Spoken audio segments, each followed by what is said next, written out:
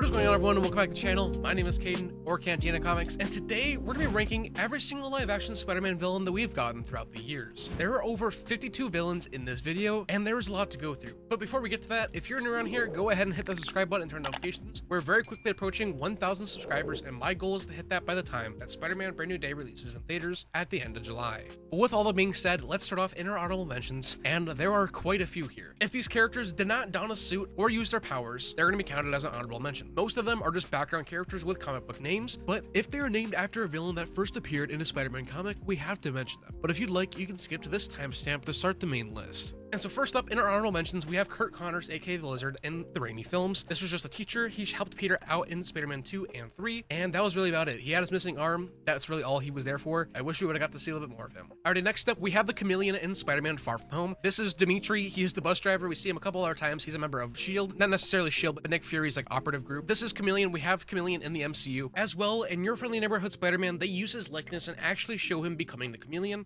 Such inelegant gangsters. Why you look like a damn mummy?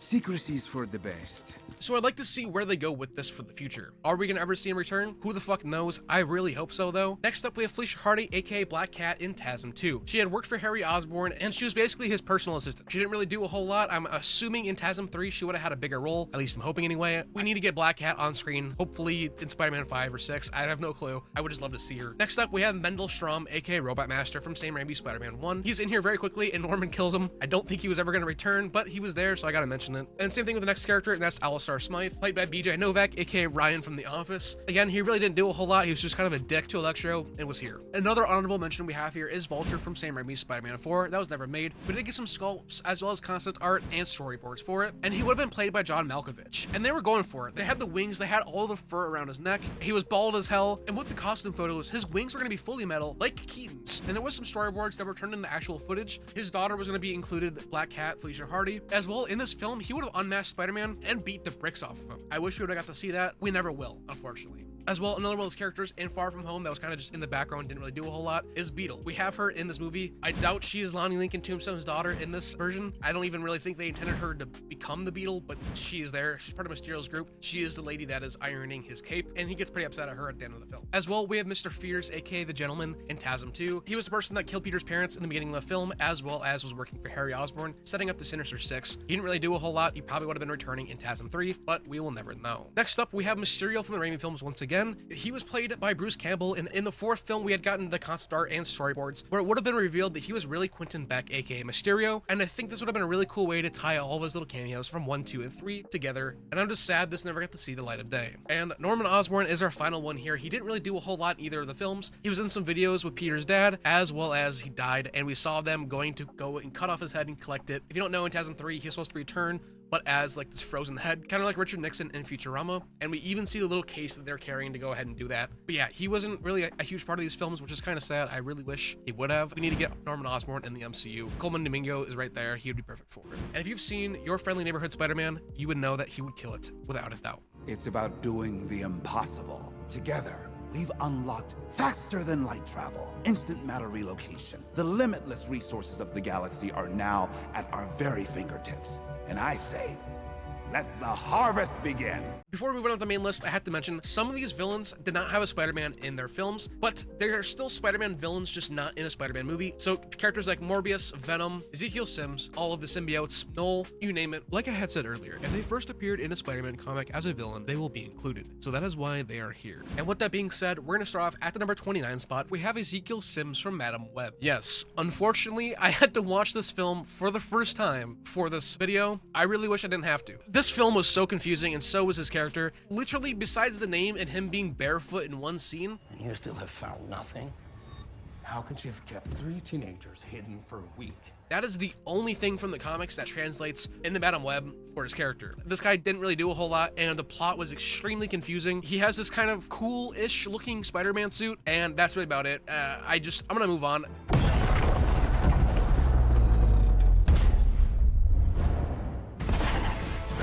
Another one of those movies that I did not want to have to watch ever again was Morbius, and at the number 28 spot, we have Hunger for Morbius, aka Milo.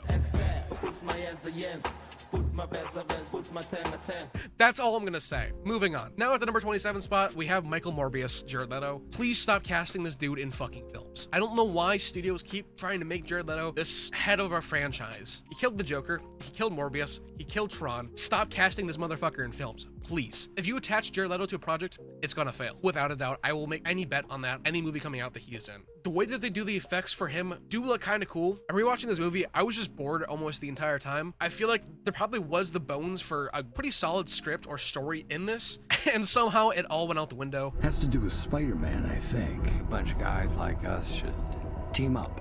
Could do some good. Intriguing. Now, next up at the 26th spot, and I feel like in a giant leap forward, we have Calypso from Kraven the Hunter. Now, her character didn't really do a whole lot in this movie. We did see her kind of use her powers a little bit with the cards. She saves Kraven and is a crucial part to his origin story, and she comes in at the end to help him a little bit. Now get the fuck up, Kraven. But she doesn't have a giant role in this film. I would have liked to see more of her character be used. She didn't really have a costume, but she did use her powers, so she is here. Next up, at the number 25 spot, we have the Foreigner from Kraven once again. I really liked how they used his powers and how they showed it. 1, 2, 3. I can't help but feel like, though, that he was extremely underdeveloped. He showed up halfway through the middle of the movie with no explanation really whatsoever, and was just killing people working for Rhino. Also working for Kraven's father, which was the better Kraven in the movie. I'll get to that in a little bit. But the Foreigner was a cool addition. He just didn't really get a whole lot to do besides kill like 5 people, and that was about it. His powers, though, and the way they used it was pretty unique, and I would love to see him return in the MCU, just not this version of it. Alright, now next up, at the number 24 spot, we have the Rhino from Kraven. The whole design of him does look a little bit weird with his face, but we do have the full Rhino. This is the first time we've ever seen the Rhino actually be the Rhino with the horns and everything and not be in a mech suit. I feel like if they were going to do the Rhino in live action, this is probably the best way they could have done it besides going the mech suit route. But this was a different take on the character, and honestly, I just kind of expected more from him, and he died pretty quickly and also kind of like a chump. But the way that his powers work is honestly pretty cool. He has a backpack on that has his medication that has to be in a constant drip feed into his side. If not, he'll turn into a Rhino permanently, and there's a lot of pain apparently associated with that. But that's about it, so I'm gonna move on. But don't you want to know why they call me the Rhino? Bitch, please.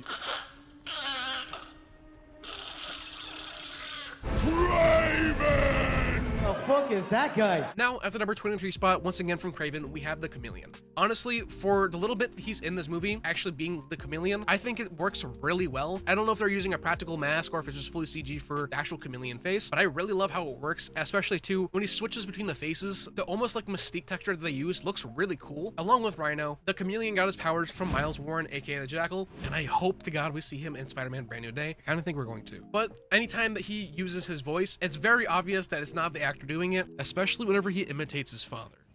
Man should be the only animal that is dreaded. I'm glad I didn't miss the party. I think there could have been a better way to do it, and it works for this, but he ends up just not having a whole lot to do in the film. Father is the only animal that is dreaded. You're getting too good at that.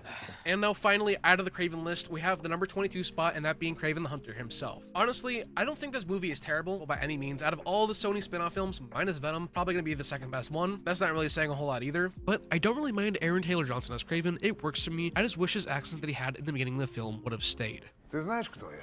Да Симеон Черный. Как тебя зовут и кто тебя послал? Назарвуд.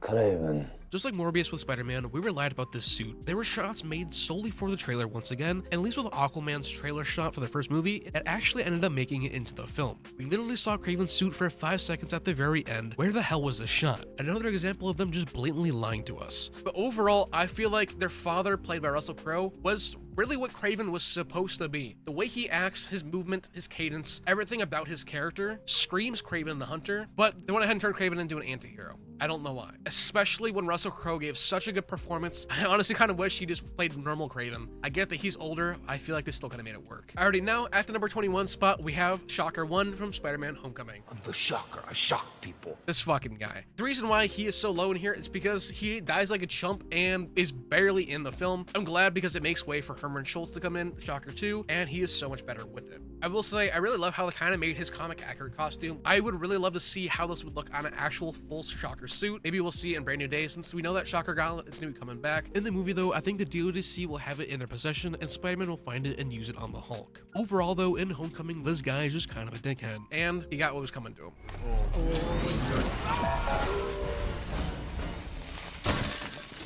Damn.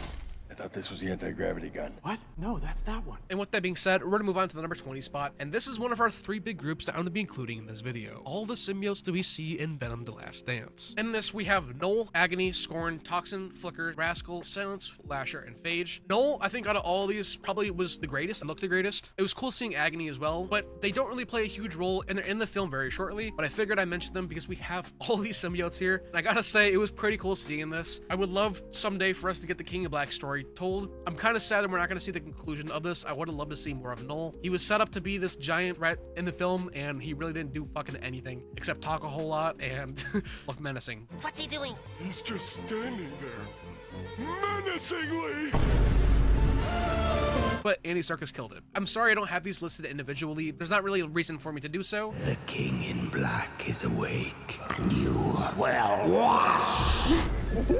For real? You are you joking? But with all that being said, we're gonna move on to the number 19 spot, and that is Dane DeHaan's Goblin from TASM 2. I fucking hate this version of the Goblin. Dane DeHaan, I'm sure, is a great actor. I like him in The Place Beyond the Pines, but I feel like he's incredibly miscast for Harry Osborn. Okay, so, fairy godmother, it is time to grant me a wish. I want in. I don't think you have the facilities for that, big man. I don't believe that him and Andrew Garfield are lifelong friends or best friends growing up. You ever figure out why your parents bailed? My dad left a briefcase. That's all I got, a briefcase full of junk. Whatever, I don't know, I try to think about it. They don't have that chemistry. They don't make it believable, at least to me. His Goblin, it felt like that this dude was just doing an impression of like what Green Goblin would be for him. Harry. Harry is dead! Harry! This is between you and me! You wanna fight? It's just really bad. I'm sorry. I hate his design. I hate his glider. Although I'm sure the makeup artist worked really hard on it, it just doesn't look good to me and I can't get behind it. Especially when there's a way better Goblin here on this list. And with that better Goblin, I feel like it set the bar so high and this one just set it so low. The next one, if it's somewhere in the middle, I think we'll be chilling. You're a fraud, Spider-Man! Now, I'm really mad. With that being said, we're gonna move on to the number 18 spot, another one of our groups here, and this is Ramrod, Tarantula, the Hand, Boomerang, Tombstone, and Scorpion. Now, we've only seen really one shot of each of these, minus the Hand as well as Scorpion, but there was a pop-up event in New York City with Little Caesars, and we got to see our first look at Tombstone there. As well, we got this one photo of Tombstone holding Spider-Man, recreating the comic cover. I love that in this movie, every single one of these villains are getting their own comic covers recreated. I cannot wait to see that montage in the film. Tombstone looks like he's gonna be in control of one of the Magia families, and I cannot wait to see where they go with that. As well as the Hand, I gotta know why they're in the film. I gotta know who is the leader of the Hand. We know certain characters coming back from Daredevil Born Again season 3. I'm not gonna spoil it, but I have a very strong hunch that one of them might be the reason for it. Who knows though? As well, Michael Mondo as Scorpion. I am so fucking happy that he's back, finally paying off that almost 10-year-long post-credit scene, and he's in the Scorpion suit. He looks great, and I love too, to control the tail, he uses his arms, so if he goes to punch right, the tail will follow it. Kind of like how the amp suits work in Avatar when the RDA use them. And if you go back and watch Spider-Man Homecoming, they even mentioned Gargan Deal. I can finish the next order, but without any new materials from that truck. We still have to do the Gargan deal, though, right? Yeah, but then that's it. So I'm pretty sure this is the suit that they had made in Homecoming for that deal on the ferry, but we're just getting to see it now. Alrighty, moving on to the number 17 spot, we have the Prowler from Spider-Man Homecoming, as well as Across the Spider-Verse. I'm gonna count these two together. I'm pretty sure it's meant to be the same one, or is going to be the same one in the future of the MCU. At least that's the hope anyway. We have Donald Glover playing Prowler in Homecoming. He mentions that he has a cousin in the neighborhood, and in the deleted scene, he name drops Miles while telling him he's gonna be late. Hate this dude, man. Yeah, sorry, Miles. I'm not gonna make it. Yeah, I'm just stuck. And Across the Spider-Verse, we got the shot of him captured and in a full suit. And dude, this suit looks so sick. In the behind the scenes of it, the suit doesn't look all that bad either. If they updated it a little bit, made it a little bit more armored, I'd love to see it return in the MCU, as well as his version of the Prowler. Next up, at the number 16 spot, we have the Tinkerer from Homecoming once again. Now, we wouldn't have really any of these villains or any of their tech without him, so I feel like we gotta have him up here at least a little bit higher than some of the other ones, because, I mean, he's the mastermind behind all of it. He makes all of it. I don't know if we'll ever see him return, but This version of the Tinkerer is Phineas, so unfortunately we can't do the Miles Morales connection like we had done with this game. I kind of wish we could have, but I understand why we're not, and it was just also before that, so that probably wasn't even a concept, but it was cool seeing him in this film. And honestly, in Homecoming, they had a lot of Spider-Man villains in it, they just weren't really utilized all that much, and that goes for the next one, and that is Shocker 2, aka Herman Schultz. I loved seeing him in this film, as well as him practicing with the gauntlet, at first hating it and getting used to it, and then later donning the same yellow hoodie, although the first one was entirely disintegrated, so I'm pretty sure he made a new one, but it was cool seeing it come back, and I really hope it returns a brand new day, especially if you were to wear a suit like this. I would be incredibly happy. I wasn't sure about this thing at first, but damn. And now moving on to the number 14 spot, we have the new Goblin, Hobgoblin / Goblin Jr. Look at little Goblin Jr. Gonna cry?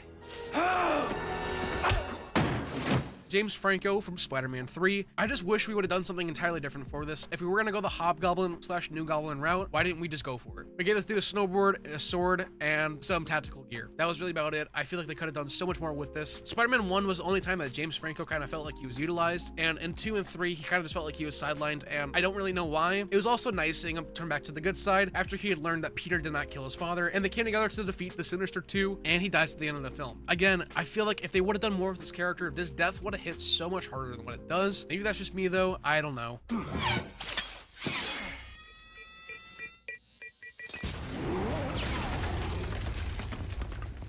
Next up, at the number 13 spot, we have Riot from Venom 1. Honestly, Carlton Drake in Riot, I feel like this was probably Venom's best villain out of all 3 of the films. And it's not just saying that because this is the best Venom film, but the casting, along with the story behind it, for me, really works. And seeing Riot was really cool, especially with his design and how they used his power set. I mean, this dude is literally almost twice the size, if not 3 times the size as Venom, and Venom is still able to clap them fucking cheeks. Pause. I don't know if we'll really ever see Riot again, but I think his inclusion in the first film was a really good idea and worked for the story. It's one of the few characters in the Venom films that didn't feel underutilized, and I'm glad we got him as Venom's first villain. I have no idea. Where is he? Oh God, that is the ugliest looking thing I have ever seen.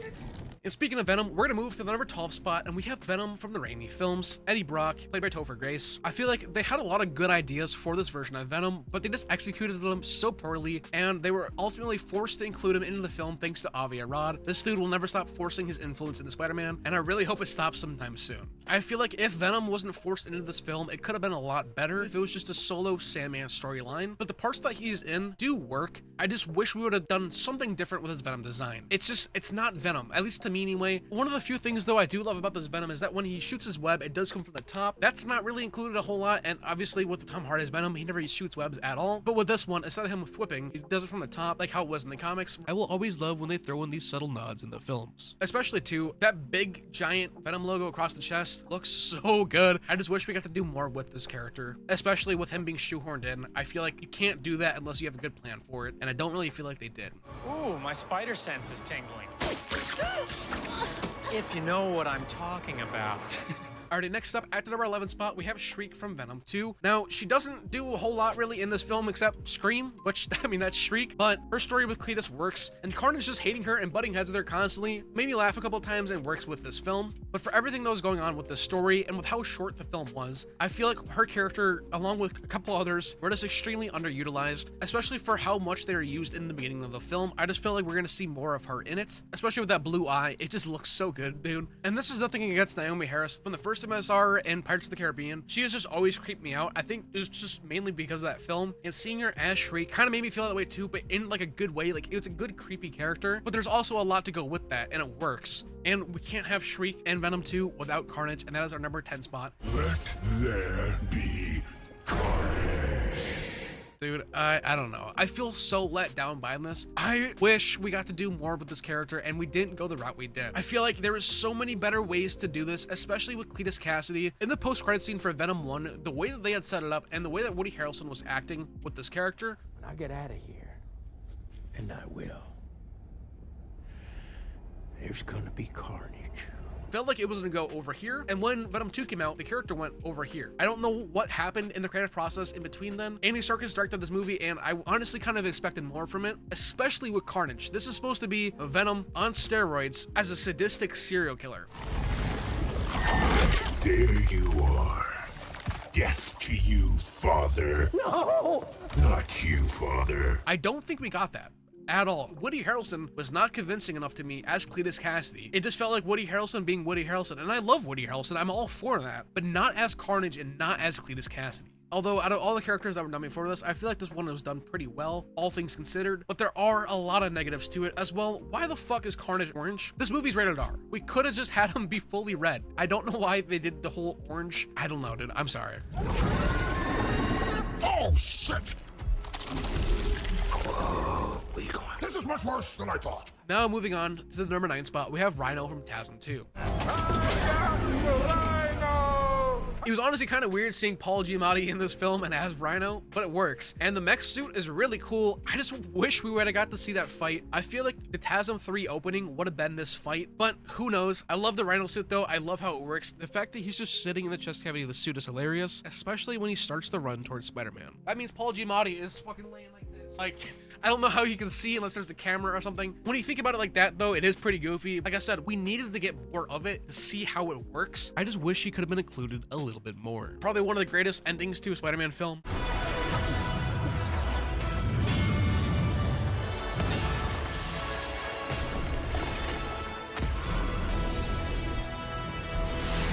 Now, at the number 8 spot, we have Mysterio from Spider-Man Far From Home. I think the route they went with the character and the idea that they had behind it, it was a cool concept. It just was not executed right. I don't like that they just made Mysterio basically an Iron Man villain or Iron Man created him. I wish we got to see him actually creating the illusions and using magic, but he just uses a bunch of Stark drones with projectors. The suit, though, is fucking a 10 out of 10. I love this thing so much, especially we got the fishbowl, and even when he's not wearing the suit, we still have the fishbowl. It's his heads-up display. It's how he controls everything. I think it was a really cool way to include it, and Jake Gyllenhaal killed it in this role, although he probably is miscast. See, now that's some bullshit. But he did do a really good job as Mysterio Quentin Beck. I just feel like his character was wasted a little bit. If you agree, let me know in the comments down below. Alrighty, now at the number 7 spot, we have the Lizard from TASM 1 as well as No Way Home. In No Way Home, he doesn't really have a whole lot to do, and that's really because Rhys Ifans wasn't there, along with Thomas Hayden Church. But in TASM 1, I feel like he was probably the best villain of the franchise, and that's not saying a lot because there wasn't a whole lot to begin with. But I really like the story with this character as well as Peter. I just wish the design of him was different and looked better than what it does. I hate that they made him more of like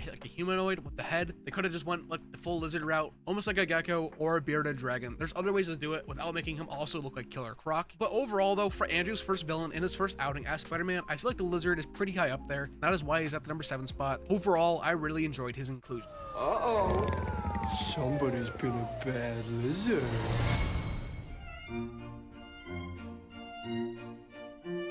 Quickly, I just wanted to let you all know that I went ahead and made a Discord server to connect with all of you better. There we talk comics, movies, gaming, theories, you name it, it is all there. If this at all interests you, go ahead and join the Comic Shop Discord server. Links are in the description and in the pinned comment down below. And now at the number 6 spot, we have Tom Hardy's Venom. Eyes, lungs, pancreas. So many snacks, so little time. It is a fucking crime that he never got to share the screen with Tom Holland. If you didn't know, the original plans for the Venom trilogy were to be Venom 1, everything playing out normal it does. Venom 2 is Venom vs. Carnage, and Venom 3 was going to be Venom and Spider-Man vs. Carnage. And we never got that. Probably for the better though, because they were going to take Tom Holland out of the MCU to make this work. I'm glad they didn't do it. I just wish they could have brought them into the MCU. At the same time though, I don't know if I'd want Tom Hardy to stay as Eddie Brock Venom. I like him in his own spin-off films. I would have wanted somebody younger and different for that. But his Venom is great. I love the voice. I love the big Hulk-like imposing figure. Todd McFarlane always talks about how with Venom, it's not about the tongue, it's not about the eyes, it's the teeth. Rows and rows and rows of teeth, and they do it here, and it looks great. Out of all the symbiotes in Venom 1, 2, and 3, Venom in this first movie probably looked the greatest to me. Again, it's a shame that he never got to meet Spider-Man. I really wish they would have. I feel like these two interacting would have been really cool on screen, especially with Tom Holland. But for now, he was gonna stay at the number 6 spot. Copy! All right, have it your own way. Mask! Copy.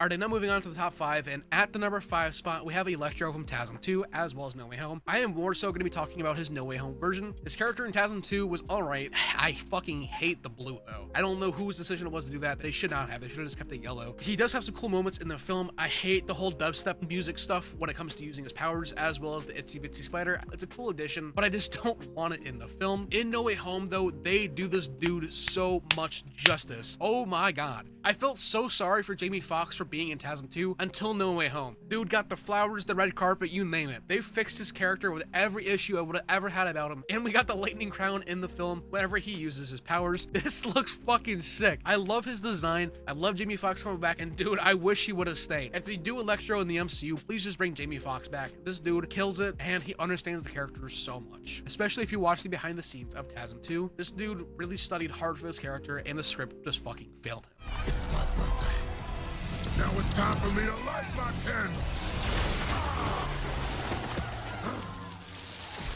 Nice work, fellas. It's a pleasure doing business with you. Alright, and now moving on to the number 4 spot, we have Thomas Hayden Church's Sandman from Spider-Man 3, as well as No Way Home. He wasn't available, so they had to reuse footage from Spider-Man 3 and update the visual effects and add him into the film. And that's why for 95% of the film, he is in his Sandman form. He does ADR in his lines. But in Spider-Man 3, my favorite character in that film is Flint Marko. Like I said before, if the main villain of this movie was Sandman, and he was the only villain in it, I think this would have worked so much better. They could have even kept everything with Harry and him becoming the new Goblin. The Sandman story enough worked tremendously, and there are a couple deleted scenes of him where he makes a castle and visits his daughter once again, and they add so much to it even though it's something so simple. I love this version of it so much. It might be nostalgia, I don't know, but it's Flint Marko and a Sandman while being the same person feel different and in the best way, and I'm kind of worried that we won't see that with the next Sandman in the MCU. We had it in Insomniac Spider-Man 2 as well. It worked. We need it here too. Next up, at the number 3 spot, we have Michael Keaton's Vulture from Spider-Man Homecoming. I don't feel like his portrayal gets talked about enough. This dude absolutely killed it. I love his take on the character. His suit is also awesome. As much as I might say that I love comic book accuracy, sometimes it isn't the best practice and it doesn't always work. Majority of the time, it should be applied and should work. This is one of the ones where I feel like they made it work without it being goofy or cheesy. I mean, if you see what this dude looks like in the comics, you understand what I mean. This was the perfect way to modernize it and to update it. I mean, they even added in the fur around his neck, and when he takes off his flight helmet with his hair, it almost kind of takes the shape of it. I love that we get these little motifs without going the full fantastical route with it. I think out of all of Tom Holland's Spider-Man villains, the Vulture was probably the best. Maybe I'm biased, I don't know. Alright, and now at the number 2 spot, we have Alfred Molina's Doc Ock. Hello, Peter. This dude should have gotten an Oscar for his portrayal as the character. I feel like he was the heart and the soul of the Raimi films, even though he was only in one of them. His character got so much screen time in Spider-Man 2. I really felt for him, and seeing him turn back to the light at the end was great. And also seeing him in No Way Home was awesome. I'm so glad he was brought back, and as well, he still has one more movie in his contract. When he first signed his deal for Spider-Man 2, he signed a 3-picture deal that Marvel and Sony can come back and use him at any time they want. Now, 2 of those appearances have been used. We still have one more. There is hope for him to come back. I loved him in No Way Home. Seeing him return was great, as well as when he fights Peter on the bridge. Having the nanotech absorb into the arms was awesome. I love seeing the red get put in there. I'm really worried for who will play Doc Ock next. If we could get someone who's pretty much a mix of Alfred Molina and the Doc Ock in your friendly neighborhood Spider-Man, I think we'd be in a pretty good spot. I love how they depicted this version of the character, and I feel like if we were able to have someone come in and do their own version of it, it could be pretty fucking good. And finally, at the number 1 spot, we have Willem Dafoe's Green Goblin. Of course, this was going to be the number 1 spot. Willem Dafoe is perfectly casted in this role, especially with how he plays Norman Osborn, so different to how he plays the Goblin, and seeing the two switch on a dime gives me chills every time. Whether it's watching Spider-Man 1 or No Way Home, that little switch he does when he says Norman's on sabbatical.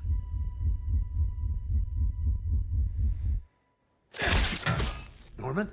Norman's on sabbatical, honey. Dude, I'm getting fucking goosebumps right now just thinking about it. Also, too, Jamie Foxx did the impression. I mean, to see him work when we're on the set in. Gods don't choose, we take. You were like, oh, shit. And that cackle. I was like, oh, I mean, that's real. You know, I forgot I was in the movie. I'm sitting there with my popcorn like, this motherfucker's good. In terms of like peak casting for comic book movies or shows, Willem Dafoe's gotta be up there with Hugh Jackman's Wolverine and Charlie Cox's Daredevil, Tom Hiddleston as Loki, you name it. He should be up there, and I feel like he needs to be praised more. I will say, going back and watching Spider-Man 1, the Goblin suit definitely looks a little bit outdated, but when they do update it in No Way Home, it looks so much better, especially with him having the hood and the goggles. I think that's a great addition to it. They kind of make the shape of the Goblin head without actually fully going for it. I really wish, though, in Spider-Man 1, we would have gotten the original Goblin head. If you didn't know, we were gonna have this animatronic head that had the eyes moving and everything else, but 2 things happened. The studio thought it was too scary for kids, which I can get behind, and 2, they wanted Willem Dafoe to be able to act more and show his acting range, and it probably was the better choice. Like a lot of people have said, this dude should have been the Joker as well. I don't know if it would have felt like Green Goblin. I wouldn't have even cared. This dude has the look, he has the smile, he has the voice, and he just absolutely kills it anytime he's the Goblin. I would love to see him return in the future, but I don't think we'll ever see him again.